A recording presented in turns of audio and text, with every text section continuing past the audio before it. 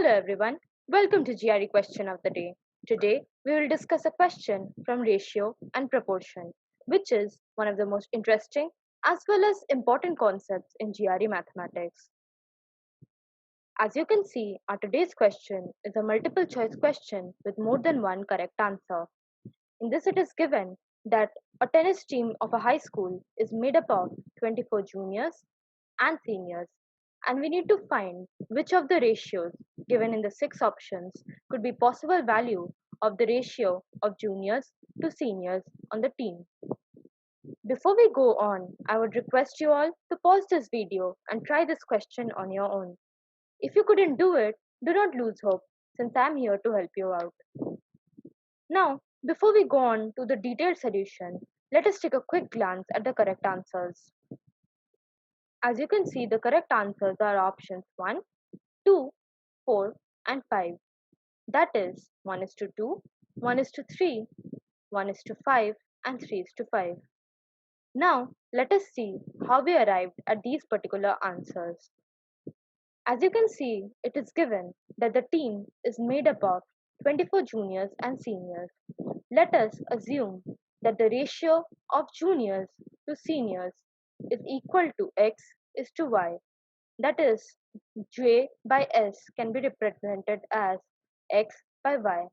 Now, the sum of the total number of members on the team will be equal to lambda into x plus y, and according to the problem, this sum is equal to 24.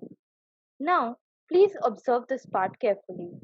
Since lambda shouldn't take any fractional values, as then the number of juniors or seniors would take fractional values as well, we need to have x plus y as a factor of 24 in all cases. This is the strategy that we will adopt for this question. For all the ratios, we will check if the sum has a factor of 24 or not, and accordingly, those which have will be the correct answers.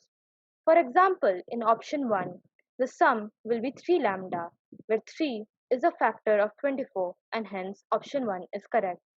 In option 2, 1:3 indicates a sum of 4 lambda, where 4 is a factor of 24 again and hence option 2 is correct as well. In option 3, 1:4 gives us a sum of 5 lambda, and 5 not being a factor of 24 is not correct, and hence option 3 can be eliminated. Similarly, in option 4, we see that it gives us a sum of 6 lambda, where 6 is a factor of 24, and hence option 4 is correct as well. In option 5, we see 3:5 gives us a sum of 8 lambda, where 8 is a factor of 24 again, and hence it is correct as well.